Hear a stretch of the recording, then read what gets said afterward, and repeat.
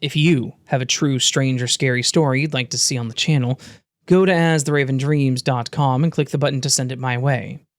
And of course, thank you.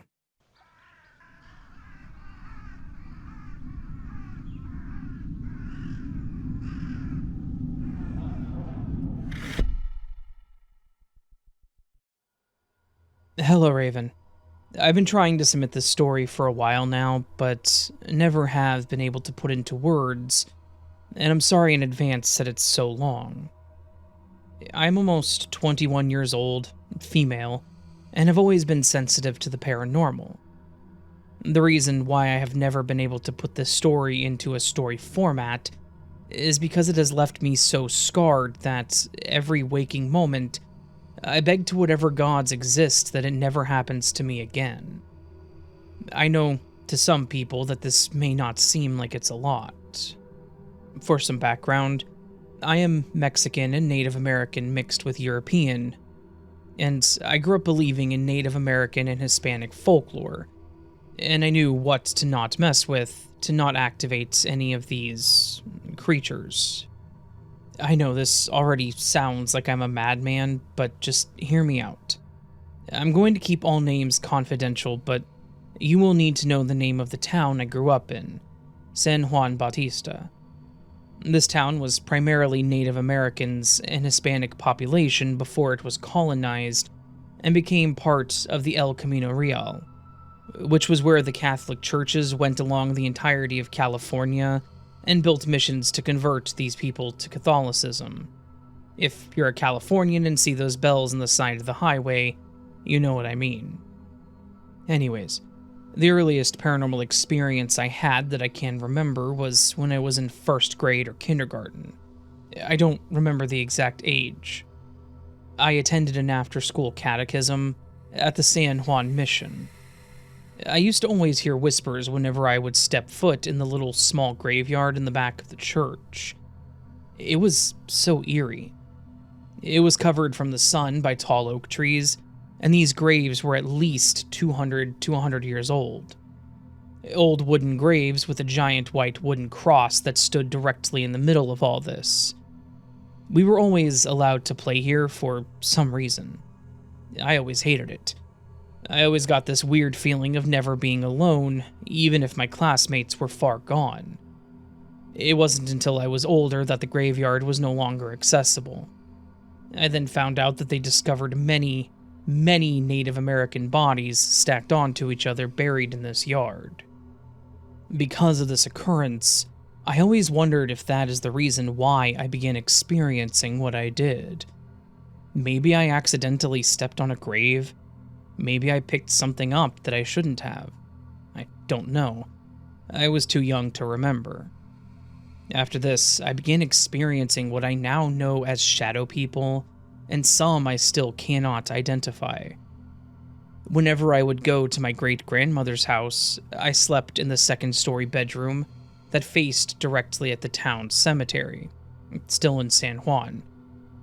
To keep it short, I always experienced shadow people. But this particular night in 2020 led to a whirlpool of a crap show. I always knew her house was haunted. She always said it was too. The first was me walking into her bedroom. The lights were off, her cat was waiting for me at the edge of the bed, and all of a sudden a bottle cap goes flying off of her dresser and hits the cat directly in the head.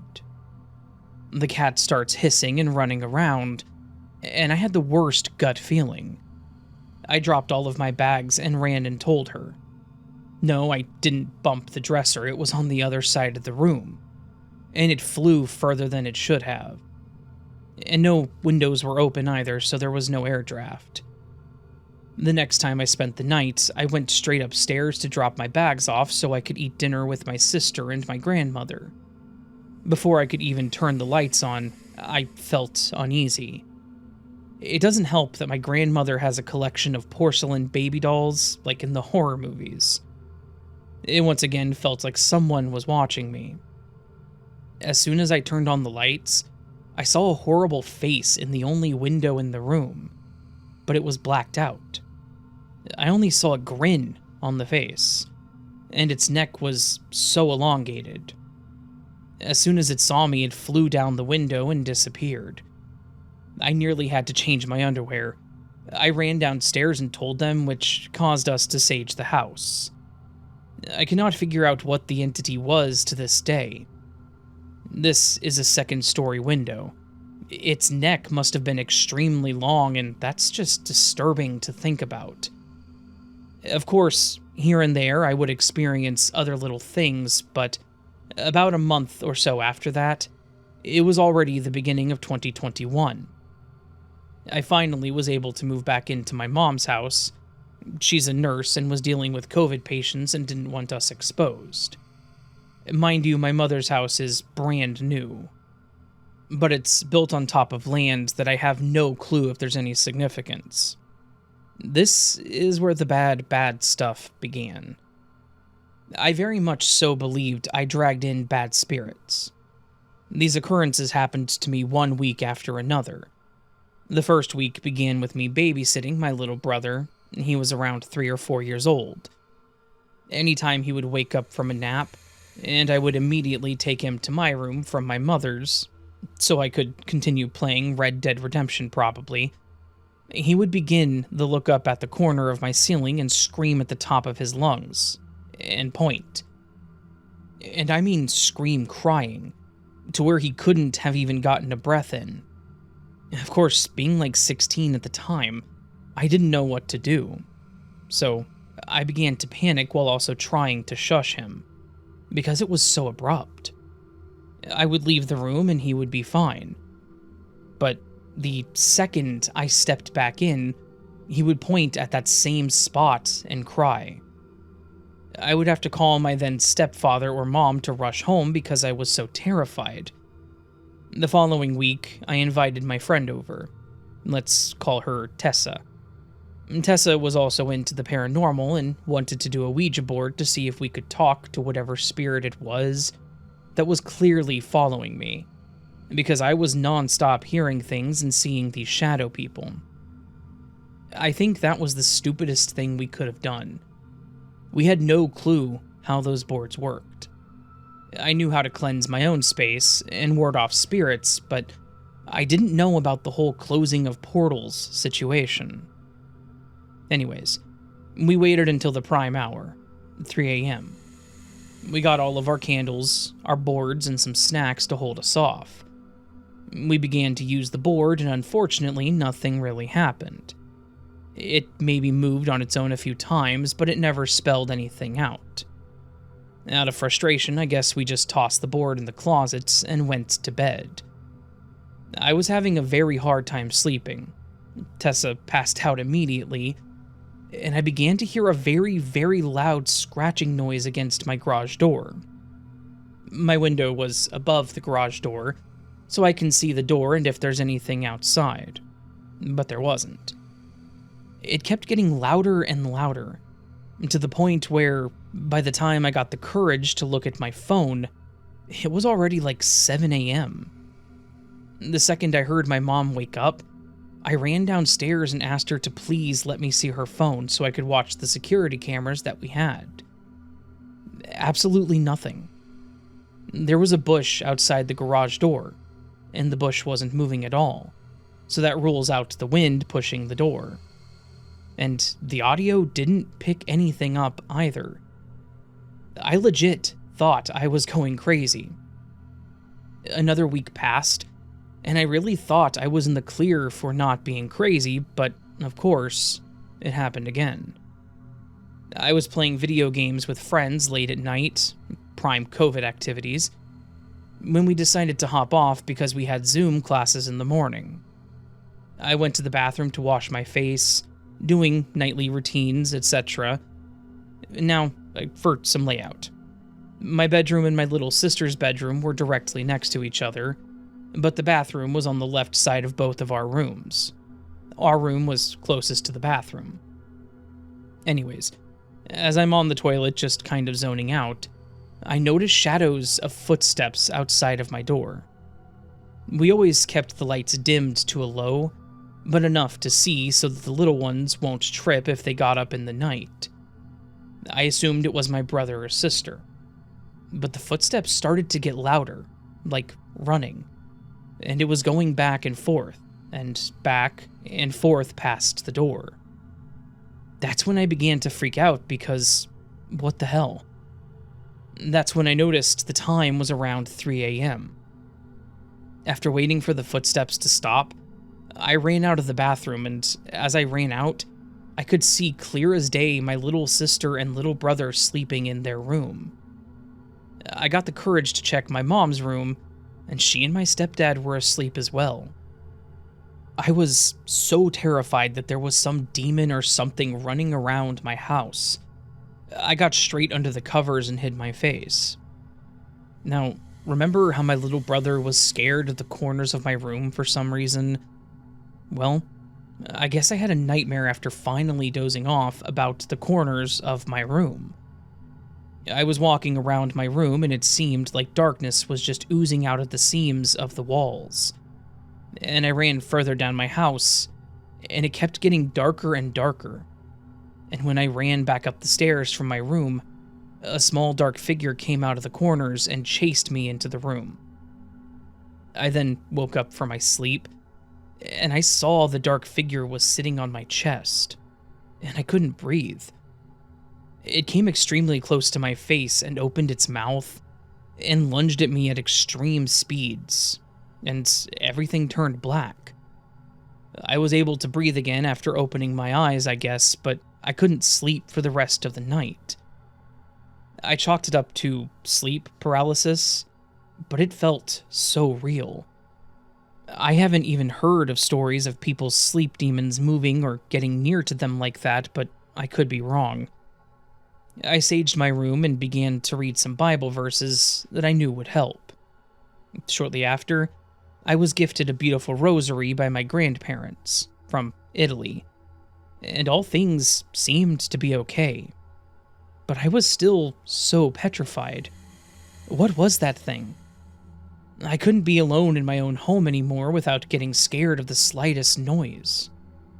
I did sage every room that I went into after weekly, and always kept that rosary with me at all times. I haven't experienced anything paranormal in a while, and I thank God for that. I think I'm too curious to know what I was experiencing. I will always have a deep connection to the undead for some reason, and that sensitivity will never go away.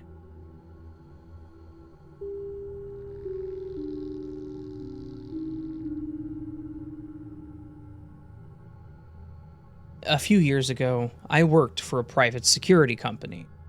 My husband worked there for years, and he encouraged me to join him as a security officer for seasonal work.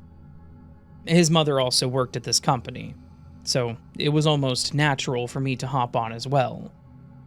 I was hired on the spot based on my family's good standing with them, which concerned me, but I can at least say that I was a good fit for them in the end regardless. If you showed up and did your job, which included walking around, maintaining the peace, documenting any safety concerns, staying awake on shift, the boss was happy. Security was not my normal job.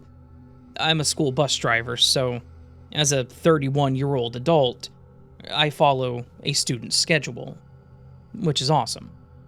That means that I get weekends, paid holiday breaks, and summer vacation. My occupation keeps stress levels to a minimum, and it feels nice to have the option to work or stay home between June and July. So, this year in particular, just after the 4th of July, a head supervisor encouraged me to take on the role of security dispatch. The previous summer, I spent guarding a seasonal spot, a gated marina. I'm not entirely sure why they felt so confident in my ability. Was it how I carried myself, my attention to detail, or how I once worked alongside park rangers when a storm caused a boat to drift away?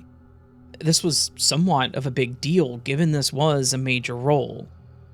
As dispatch, I would be responsible for deploying officers, answering phone calls, monitoring CCTVs from an apartment complex that we were contracted with, and most importantly, responding to emergencies including cooperating with police. I was also expected to document everything in a nightly log. Competency and the ability to work under stress was a must. This was certainly not like the previous year, overlooking a beautiful lake, checking IDs, and making sure drunk patrons didn't fall into the water. I can happily report, with only 3 nerve-wracking nights training under someone, I did my job as dispatch well. I was finally showing customer service and computer skills at a job that didn't require a college degree. There were times where I needed to help a supervisor by calling the police for an emergency. I'm fairly sure I was involved in helping save a woman from getting attacked in a park at 3 a.m. But that wasn't the night that utterly shook me. We had a new hire at the same marina that I worked the previous year. Let's call him Ben. As dispatch, one of my other duties was to call in and check on every officer at every location once an hour. Normally this involved radios, but the man at the marina didn't have one. Instead, I had to call him. He seemed nice, and with it, he was already doing great as so many new hires quit after day 1, so he had that going for him. During one routine hourly check, I told him my personal experience at the marina. I told him how beautiful the sunrises were, not to mention how spiders and raccoons dominated that place, so carrying a broom was a must. He laughed and agreed with me, thanking me for the advice using a broom, and we hung up. And about half an hour later, around 1:30 a.m., Ben called me sounding panicked, and was unsure of how to tell me what had just happened. He seemed nervous that I was going to laugh and not believe what he was going to say. After a few gentle words of encouragement, he finally got it out. I saw a woman in the water between the boat and the dock. She's wearing all white, and her head was underwater, and she reached out to me, but I couldn't help. I was fully awake by that point, and tried pressing him for more details. Ben explained to me how she didn't say anything or make a sound, but that it seemed like she was drowning. One misconception about drowning is that someone is crying out for help, but it can be quiet and subtle. That's why lifeguards keep their eyes on everyone in the pool, not just keep an ear out. I'm talking about the sound water makes when someone's splashing in it, with their hands all over the place. By the time he knelt down to take her hand, she was already gone in the dark water below, never to be seen again. On the phone, he sounded confused and shocked, and so was I. It was possible for drunk girls falling off their boats and into the water there, but Ben didn't report anything about hearing a scream or splash of any kind. He was very upset by what he saw, but he seemed to calm down when I didn't dismiss his claim. I called the park rangers, and I believe he called the police. It was all we could do. And I reported it in my logs and emailed my supervisor about it so they could investigate further. A few hours passed, and Ben called me again. I asked him some follow-up questions, and he stated the police came, but there were no reports about anyone going missing. One of Ben's jobs at the marina was to make sure patrons signed their name, signifying they were there after hours. But nobody had come around that night. It was like this woman he saw didn't exist. The strangest part was when Ben told me, after the police left, he claimed he saw a woman in white standing above the lake water, and that she stood there for a long while before sinking back down into the water and vanishing again without a trace. I wasn't sure what to tell him when he shared his experience with me, other than telling him to stay safe, and that he was going to be okay. He told me he was scared, and I honestly probably would have been too. He also quit shortly after this, so there's that. When I shared his story with my husband, he told me Ben was likely on some sort of substance, but given how I've had my own personal encounters with the paranormal, I can't dismiss Ben's story that fast. That was also my last year working security, but that was for entirely other reasons. They went belly up. Thanks for reading my story, Raven, and happy, almost, holidays.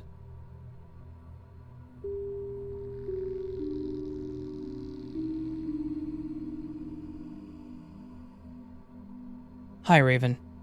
Listening to you read so many amazing stories that people have submitted about their paranormal or glitch experiences has motivated me to submit another one of my experiences.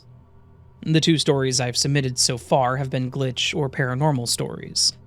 The other was a visitation. And this one is a dream-like, out-of-body experience or astral projection story. All stories submitted are true, but definitely bizarre.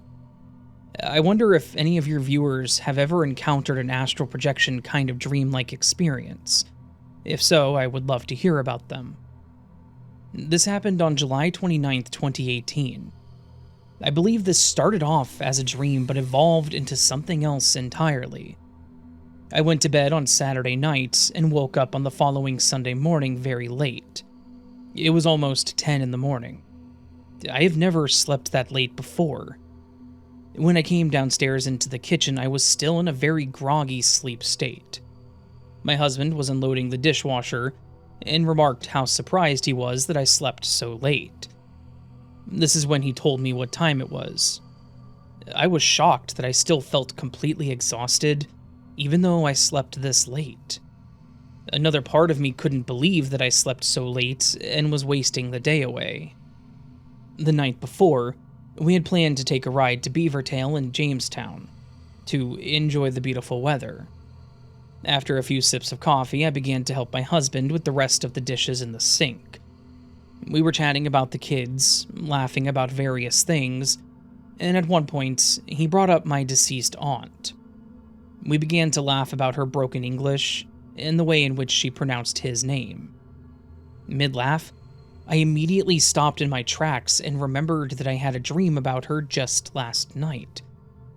Slowly, bits and pieces of the dream came back to me, and I started to tell my husband about it. In this dream-like state, I went on a riverboat in the Danube River. I was with other people that I didn't know and a riverboat captain. I was not with friends or family, just other strangers. We were traveling along, and at one point, I couldn't wait to get off the boat because I had to use the bathroom. As the riverboat docked, the captain gave some information, or instructions, but I can't remember what he said. I got off the boat and looked around me. It was daytime, the sky was blue, the temperature was warm but not hot. There were no clouds in the pale blue sky that stretched out as far as I could see. I'm not sure what time it was, but it seemed to be very early in the afternoon. People were shopping, walking all around and enjoying the day. The ground under my feet was old cobblestone. There were shops all around this area where the riverboat was docked. I really had to go to the bathroom, and that's all I could think about as I stepped off the riverboat. My eyes scanned the area as I was looking around for a place I could use the restroom. As an aside, I do find it a bit odd to dream of having to go to the bathroom in this much detail. In any event, from where I was standing, to the right, I spotted an establishment not far from where the riverboat was docked. I thought it was a bar of some sort. I saw that it had both a front door and a side door. I went around to the front door as I thought the side door might be used as an exit. These doors were large. They were somewhat ornate, wooden doors with large handles. I opened the door to what I thought was a bar and walked in, hoping they would let me use their bathroom. To my utter shock and disbelief, when walking in, right near where I was about to turn down a small hallway or corner, standing there was my aunt. This is the aunt that died in March of 2015. I was absolutely floored to be bumping into her. "What are you doing here?" I asked in an audibly loud and shocked voice. She telepathically asked me to hush my voice because she was there working. When she said that she was working, it didn't register what she really meant. It wasn't like she had a job in that place, nor was she dressed for work in this sort of establishment. I told her that I had to use the bathroom, and that it was a pressing emergency as my bladder felt like it was going to burst. I promised her I'd be right out, and that we could continue our conversation. In my dream or astral projection, or whatever you want to call it, she was very much real. She looked as real as any living person. I had no reason to believe she would vanish while I was in the bathroom. I knew when I was finished using the ladies' room that she'd be right where I left her at the end of the bar, standing right next to the gray-haired, sullen, middle-aged man. And she was. Upon my swift return, I became more aware of what she was wearing. She had on a bright plum/purple-colored blazer and matching skirt business suit. I also noticed the blazer and skirt was too large for her tiny frame. She also had on the same color of nail polish. I found the suit color and nail polish choice totally out of character for her. This was not a color that she would ever wear, nor had I ever remembered seeing her in this color. Also, in life, she always wore very light colored nail polish, if any polish at all. As I examined her more closely, she appeared to be wearing fake nails, and the manicure didn't seem professional. The polish seemed to be thick, and melting or smudged. Her clothing choice was very out of character for a woman who was very fashion-forward in life. As I moved beyond the superficial details of her manicure and attire, I noticed that her face was simply perfect. She had no wrinkles. Her skin was flawless and it radiated a soft, glowing light. She still looked like the 88-year-old woman that I knew, but something about her seemed far more evolved. We had more telepathic conversations as we stood at the end of the bar. I asked her about what she had been doing since she died. I was fully aware in the moment during my dream that she was not alive, and she had been dead since 2015. My aunt told me about what she'd been up to since her death. I knew that when I returned or woke up, I wouldn't be able to remember this part of what she said with complete clarity. She let me know that even though she was telling me about what happens after you die, it wasn't meant for me to completely remember. I do, however, remember that she explained that after you die, you go through this big white building with huge pillars, and you go through some sort of debriefing process. There's some sort of cleansing process that everyone goes through, like removing the negative aspects of human existence and negative experiences off of you. Then you have a choice of what you can do based on your life review. I guess she chose to do work on the other side as an angel or spirit guide. I think she was helping the gray-haired middle-aged man that was sitting at the bar, but he couldn't see her. Then, our telepathic conversation took a turn into various aspects of my life. I seemed a bit frustrated with the direction of my life. Here I was, happily married, 3 kids, accomplished in my profession and using my education in different ways, but still, somehow I felt lost. I believe a lot had to do with the fact that I was still grieving her death, and nothing seemed to matter much to me. I just felt stuck. I asked her what my life's purpose was. I clearly remember her telling me to stop trying to look for my purpose outside of myself, that my purpose would find me.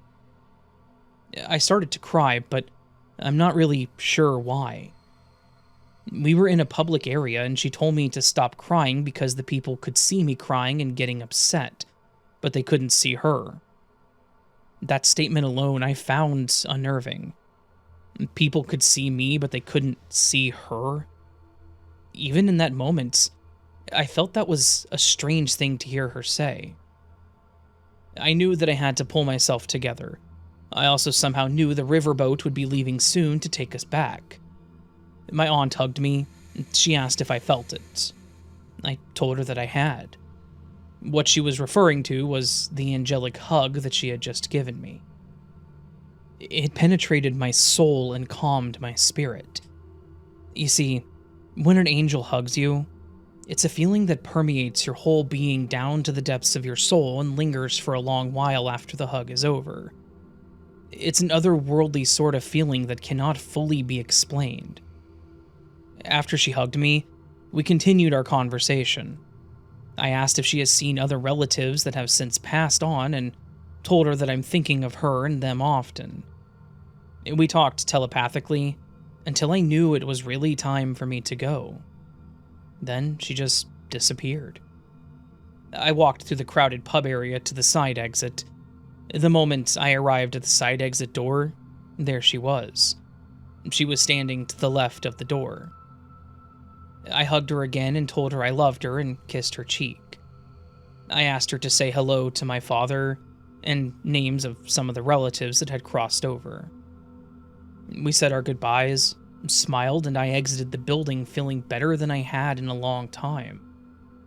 As I walked over to where the riverboat was docked, I realized I was getting pretty hungry. I wondered if there was enough time for me to get food before the riverboat departed. That's when I looked down at what I was wearing. I realized I was wearing a white lab coat. I reached into the right front pocket, and inside there was food. I was planning on buying a spinach wrap, but there was already a prepackaged flatbread tuna and spinach wrap in my pocket. I'm not sure where or how I got it, as it wasn't there before. In fact, I wasn't even wearing the white lab coat before. It was possible my aunt was behind this. She knows I'm a vegetarian. In life, she always brought food for me when we went to certain places. Once, she even brought food for me to a repass. It was the repass after her older sister's funeral. My aunt was always concerned that people would forget that I was vegetarian, and I wouldn't have anything to eat at gatherings. So, it wouldn't be a stretch to think my aunt was behind the flatbread spinach wrap. As I unwrapped the flatbread sandwich, I removed the moisture barrier paper, rolled it up, and I ate it. It was incredibly satisfying. Like, far more satisfying than anything I ever remembered eating. I finished the sandwich and continued walking towards the boat. I took another look around, and I noticed my aunt was completely gone. I stepped into the boat, looked around one last time, and noticed the people were still talking and walking and shopping in the area near the bar from which I came. The boat was filled up as the other passengers were seated on the riverboat and prepared to head back from where we came from. The riverboat captain was ready to go, and he made an announcement. Moments after, we were on our way back. Although this was an extremely vivid experience, I don't know why I never questioned where the other riverboat passengers came from, who they were visiting, and I never asked the captain any questions. After slowly piecing together this dream the next morning, and recalling as many details to my husband as I had remembered, I went upstairs to shower, dress, and get ready to go to Jamestown for the day. I still had this nagging feeling that wouldn't leave me. That experience had me obsessed in trying to figure out where I had been. So I grabbed my phone and started Googling bars or lounges on the water near the Danube River. When I Googled it, I was shocked to see images of a place in Vienna, Austria, that I literally visited in my dream. I never even knew how long the Danube River was. What's more is that I never knew that the Danube River went all the way into Austria. I thought it didn't go any further than Hungary. I've never been to Austria before in my life, and I'm certainly quite ignorant to the geography of this part of the world. What I came across in my Google search was a place called Heaven's Pub in Vienna, Austria. The Google images were exactly what I saw in my dreams. Both wood doors in the front and side. The area where the bathrooms were located. Everything was exactly as it was in my dream. And to make matters even more unusual, there is one of the Google images that was a barrel. On top of the barrel was a purple-colored candle with a flame with melted wax. This was the same color of the oversized business suit that my aunt was wearing. It was also the same color as the melted-looking nail polish she had on. So, earlier in recounting this dream/astral projection, I stated that my aunt said that my purpose would find me, and that I didn't have to worry about anything. 2 days after this experience, I got a phone call from a cohort member for my doctoral program. I was surprised, as this is not a person I was in regular contact with. She asked me if I would be interested in teaching a graduate science course at the university. I was like, yeah, whatever, as long as it didn't interfere with my regular work.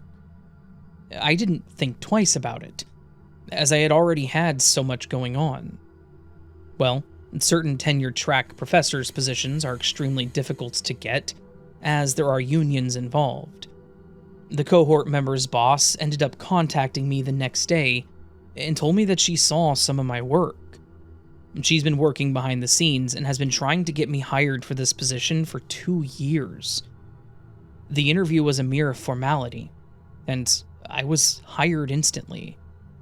It all seemed surreal.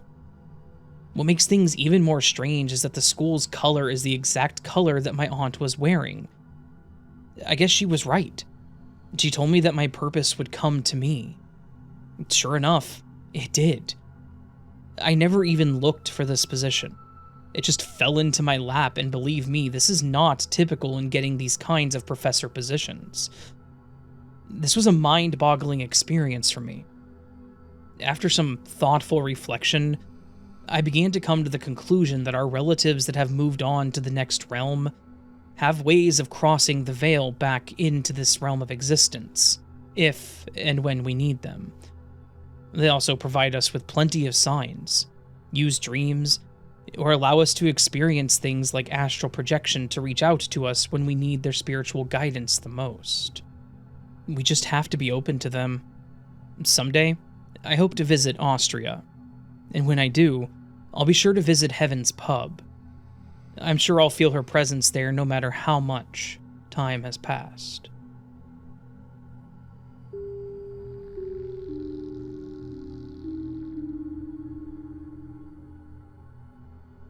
Okay, how do I even start with this one? Well, it happened probably back in 2013. True to form, I was already running a little late to work. I was a manager at a local restaurant here in town. It was about 4 p.m. and a gorgeous clear day in Florida. So I finally get in my car and start heading down the dirt roads to work. I had gotten about 10 minutes from my house when I had to stop and turn left onto the first major road. As I get to the end of the last dirt road and come up to the paved road, I look across the paved road and see something that appears to be hanging in the sky, over the dirt road that continued on the other side of the paved one. Even though I was already running behind, I had to check it out. It was just too weird. I had lived here since I was a kid, so I knew that shouldn't be there. So, cautiously, I crossed the paved road and drive down the dirt road on the other side.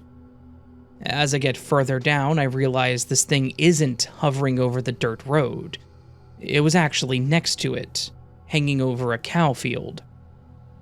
I still, to this day, do not know what possessed me to get out of my car, climb the fence, and walk out to see what it was, but I did. I get past the tree line and turn right, only to come face to face with a silver, metallic spaceship. It was just hovering at tree level about 30 feet away from me. Nothing but clear midday air between me and it. I was instantly frozen in place.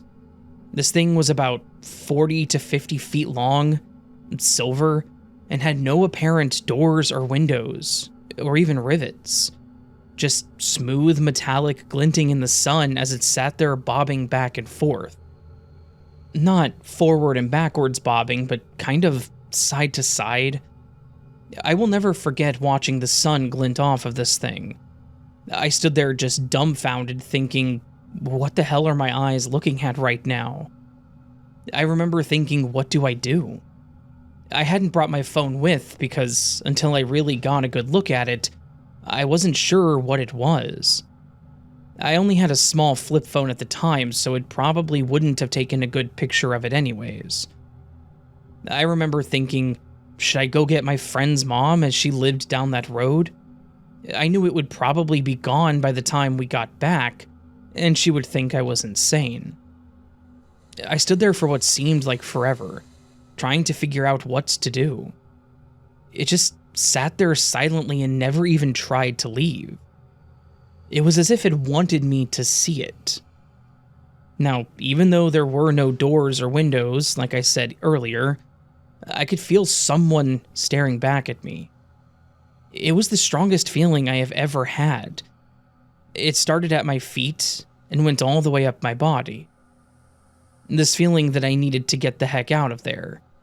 It was as if someone on that ship was sending me that message. I remember standing there facing the road again and thinking, what do? You get the hell out of here. That is what you do. The next thing I remember clearly is waking up in my car at the end of the dirt road, right in front of the paved road. I remember thinking, where am I? And which way do I go? Now, like I said, I've lived here most of my life, so why would I feel like I needed to ask which way do I go? I remember feeling very confused. I snapped out of it a little and turned right and headed to work. I was so freaked out that it didn't even dawn on me not to tell anyone. I get to work and the outgoing manager is livid. She asks, "Why are you so late?" I just blurt out, "I saw a UFO." She looks at me for a moment and then laughs and says, "Well, there's one I haven't heard before." Then and only then did it hit me that I shouldn't have said that. We both laughed and went about our business. Somehow I managed to manage that place that night. Luckily, I had our best cook, or I probably would have never have gotten out of there. So, for many years after that, I thought that I had only gone a little ways down that dirt road. But recently I went back there and realized that the open field was halfway down that road. Now I question how I could have gotten over that fence, got in the car, turned the car on and turned it around and drove halfway down that road and not remember any of it. I think someone was warning me to get out of there, but I'm pretty sure I didn't get out of there in time. I'm pretty sure I was abducted that day. I don't remember anything like that, but it's the only thing that explains why I don't remember it at all. If I remember all the other parts, why can't I remember that part as well? Many years later, I saw that other manager out in the parking lot, and so I went up and asked her if she remembered that happening. I wanted to know how late I was that day. I didn't realize it until later, but I probably freaked her out. It was one thing to say that to get out of being late, but to still be thinking about it years later probably told her that I wasn't, in fact, lying after all. She said she didn't even remember it. I wish that I could forget it so easily. Unfortunately, it's been etched into my memory forever.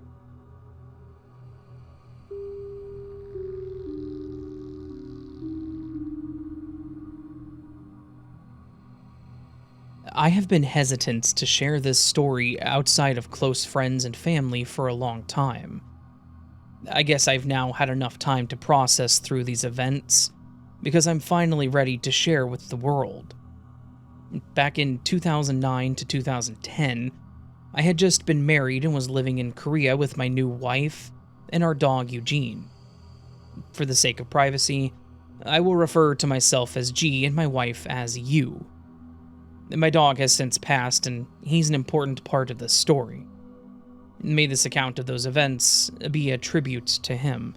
Rest in peace, Eugene, the paranormal alarm system, and my furry friend. We lived outside of a large US military installation in a rural backroads area of one of the small local villages of South Korea. The road in and out of where our villa was located was nothing more than a crude concrete and gravel path that wound its way through farms, woods, and rice fields. There were also a few other nearby buildings, and one of them at the top of the hill where the main road crests would sometimes host activities that were probably not of legal persuasion. Late one night, you and I would occasionally see cars or hear people in the vicinity of this building.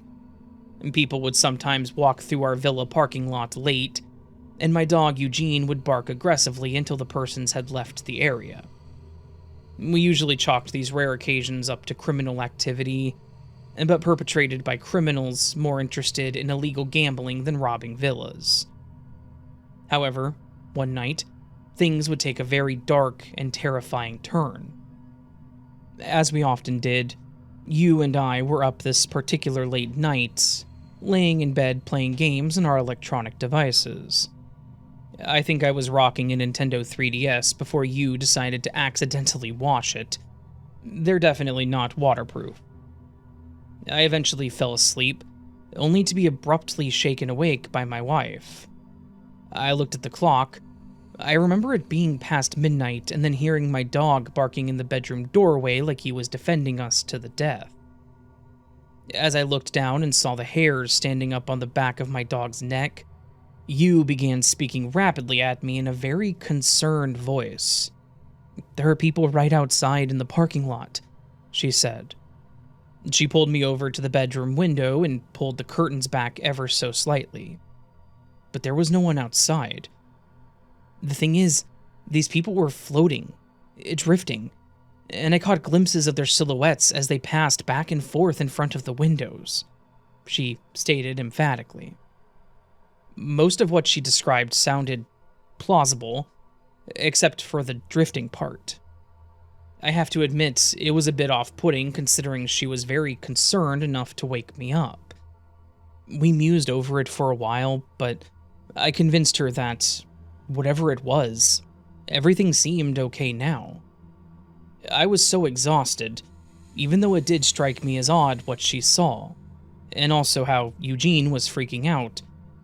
But I just wanted to get some sleep, as we both had work coming early in the morning. I told her to let me know if anything else happened, but to try and not worry about it. Eugene had finally calmed down at this point, and I slowly started drifting off back into sleep. It seemed like only a split second went by, and I was abruptly shaken awake again. This time, you whispered nervously, "Someone is knocking. Do you hear that?" I noticed Eugene was growling in the doorway again, but he still didn't seem to want to leave the room. Briefly glancing at the clock, it was now 1 a.m. Even though I was highly irritated and somewhat alarmed, I tried to entertain her. I began listening intently for the knock, but I couldn't hear anything. I thought to myself, this is crazy. "Babe," I said, "it's gotta be a tree branch or something." She seemed insulted and snapped back. It was a knocking sound, a pattern. As I looked at her and felt her sincerity, I literally got chills. Eugene was alert, but so far more calm. I decided to try and get back to sleep. I told you to try to do the same, even though she admitted she was a bit weirded out and couldn't fall asleep. But I was beyond tired, and it didn't take long for me to drift off again, only this time to be awakened to my frantic wife pleading with me to listen to the knocking sound. Through the fog of waking up, and through the concern that I had for my wife, who was clearly stressing the F out, I could in fact hear a knocking noise. More of a ting than a thud. There were a few, and then a short pause, and then a few more, then a long pause, then one or two. I felt the chills again as I tried to pinpoint the source of the knocking sound. It was a short pattern and repeated several more times. Right before I could exactly pinpoint where the tings were coming from, it stopped. I went to the back of the villa where the wind would sometimes knock the tree branches against the windows. There was no wind. There was nothing. I then went to the bathroom and listened for the knocking, but there was nothing.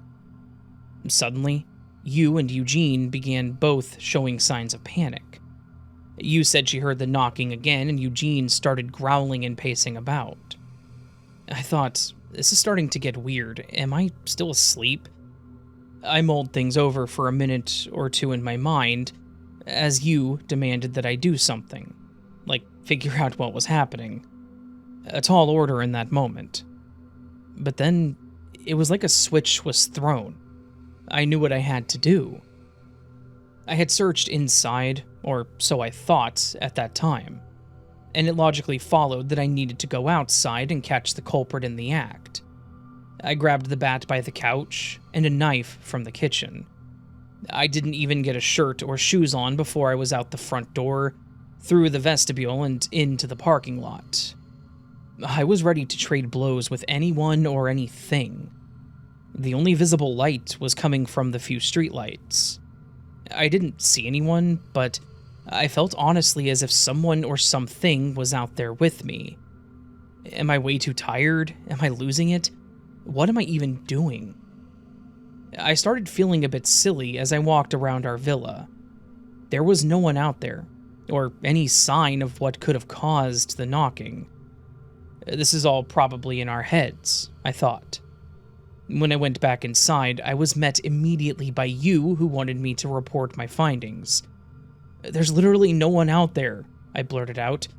That knocking was too weird, though, and it was probably something we can readily explain later.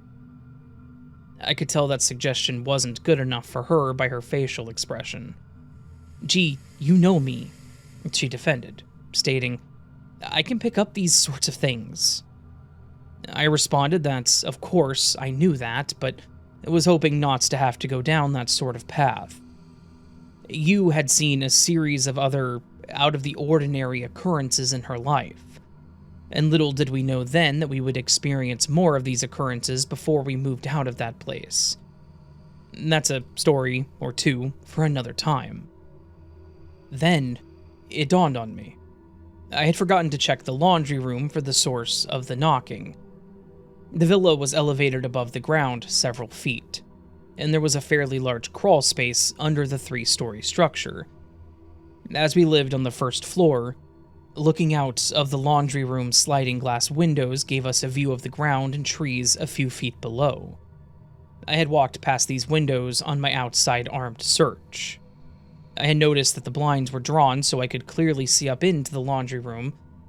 As I was back inside, I convinced myself to go ahead and check the laundry room, for one, to show my wife that I believed her, and also because I had an almost eerie sense that the knock could have been in one of the laundry room windows.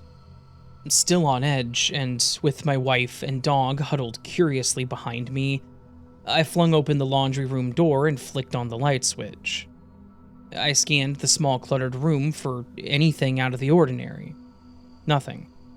So I looked out the windows, but I could only see the glare caused by the laundry room light. I don't see anything, babe. Can we go back to sleep now?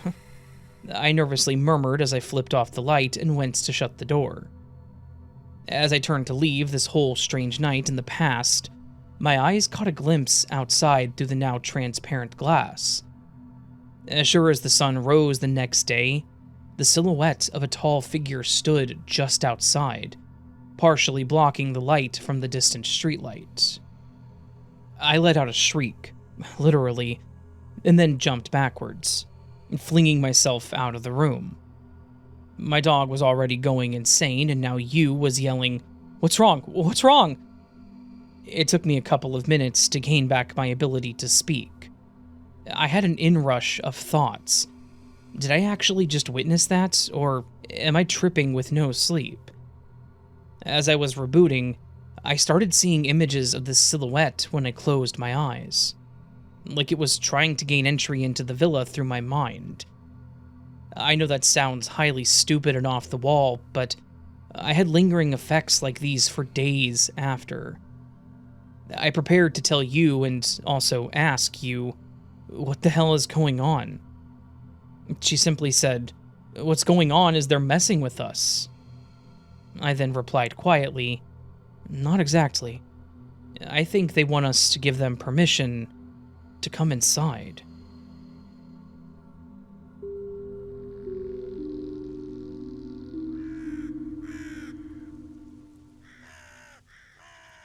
So, that, my friends, was a collection of some strange and scary stories.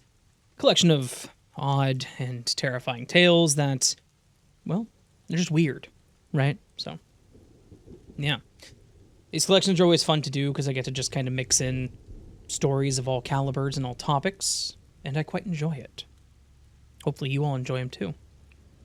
Now, I know it's a Friday and you're getting a video, and you may be asking yourself, Raven, why didn't you upload a Wednesday video? Or on Thursday, if you didn't upload a Wednesday video.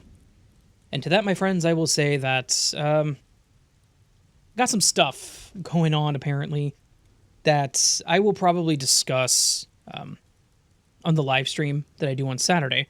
7 p.m. Central is when it's scheduled for. Just some personal life stuff that's unfortunately more important than I anticipated, and will be more important than I anticipated, so yeah. If you come to the live stream on Saturday, I will probably explain it to everyone. I like to tell people what's going on in my life that come to the live streams, or just come here too, and I'll probably explain it here at some point. But yeah, I'll talk about it on the live stream for sure. So be there, Saturday, 7 p.m. Central, if you can. Never expected, but I do appreciate it. But anyways, hopefully you enjoyed these stories. I'm trying to get back to it and back into work, so yeah. If you did, please do hit the like button. That helps tremendously. If you're new to the channel and liked what you heard, consider subscribing. That helps also. You can also leave a comment with your thoughts down below. How you're doing, how things are going, so forth and so on. And yeah. You can join Patreon and memberships, get early access to content like this. The Patreon link is down below, and the membership is the join button down below the video. You can do a super thanks, which is a tip to the channel. Never expected, always appreciated. Go to the coffee link, the KOFI link, down in the description to check out the signed posters I will be giving, or selling, that I am selling. Not future tense, present tense. And merch stores down there too. You can listen to other platforms, such as Audible, Pandora, Spotify, etc. Yeah, I don't have much else to say. I just hope that you're all doing well. And if you are, great. If not, it'll be okay. I hope I do see you again here very soon. But until then, please do remember that you are loved, that you are valid, that you are important. You are the best you that you can be. Do not forget it. And don't let anyone tell you otherwise. Until next time, my friends, much love, and sleep well.